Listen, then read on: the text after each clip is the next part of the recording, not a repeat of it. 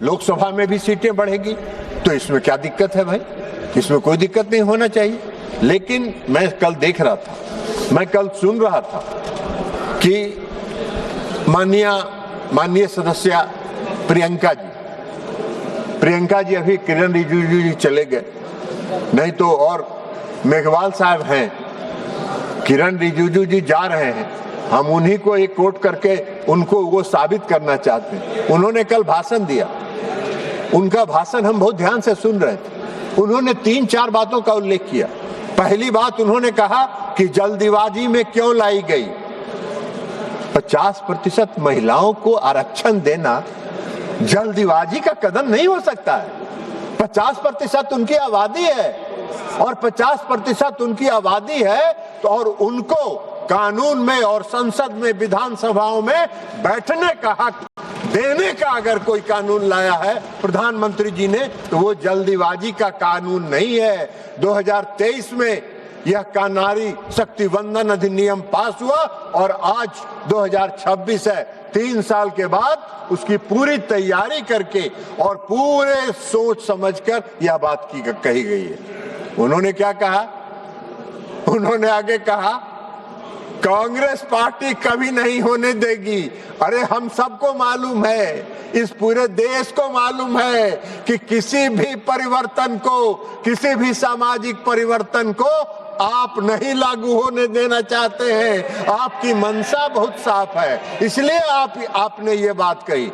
अब ये बात अगर कांग्रेस का कोई दूसरा सदस्य कहता तो मुझको लगता कि चलिए भाई अनजाने में कह दिया हो, लेकिन कांग्रेस की टॉप लीडरशिप में श्रीमती प्रियंका गांधी जब ये बोल रही है सदन में कि हम इसको कभी नहीं लागू होने देंगे, तो मुझको आश्चर्य हुआ इस बात का कि ये कांग्रेस पार्टी की सोची समझी राजनीति है।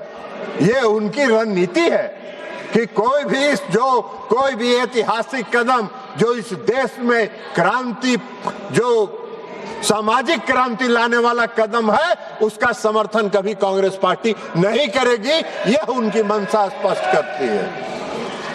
उन्होंने एक बात और कहा, उन्होंने कहा कि सर्वदलीय बैठक नहीं बुलाई गई। अखबारों में खबर छपती रही, अखबारों में खबर सुनते रहे और एक बैग सदन के में बिल लेके आ गए।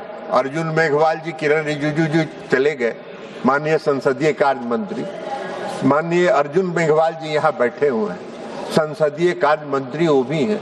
वो बताएं कि सर्वदलीय बैठक बुलाई गई थी कि नहीं। सर्वदलीय बैठक बुलाई गई थी और कांग्रेस पार्टी का प्रतिनिधि उस बैठक में शामिल नहीं हुआ, बार बार आग्रह करने के बावजूद। आपकी मंशा तो पहले से स्पष्ट थी, आपकी मंशा तो दिख रही थी कि आप कौन सा काम करना चाहते हैं। आप कोई भी सामाजिक क्रांति के कदम को समर्थन नहीं कर सकते हैं। हाँ, ये अलग बात है, मैं पहले भी कहा हूं, आज भी कह रहा हूं कि मोदी जी का चेहरा आपको पसंद नहीं आता है। अरे भाई, अगर मोदी जी का चेहरा आपको पसंद नहीं आता है और इस देश की जनता को पसंद आ रहा है, तो आपको क्या दिक्कत है? देश की जनता के साथ जुड़ जाइए और मोदी जी के चेहरा को न चाहते हुए भी कहिए कि वाह बहुत अच्छा है, तो ये काम तो करिए। उन्होंने क्या कहा? उन्होंने यह भी कहा कि यह संविधान संशोधन अगर पास होगा तो लोकतंत्र समाप्त हो जाएगा। क्या लोकतंत्र की परिभाषा बता रही हैं? अगर 50% आबादी संसद में बैठेगी तो लोकतंत्र कहां से समाप्त हो जाएगा? अरे लोकतंत्र समाप्त करने का प्रयास तो कांग्रेस पार्टी ने एक बार किया था, जो इस देश की जनता ने कांग्रेस पार्टी को उखाड़ के फेंक देने का काम किया, कांग्रेस पार्टी को नस्ताबूद कर देने का काम किया। इस देश के लोकतंत्र की जड़ इतनी मजबूत है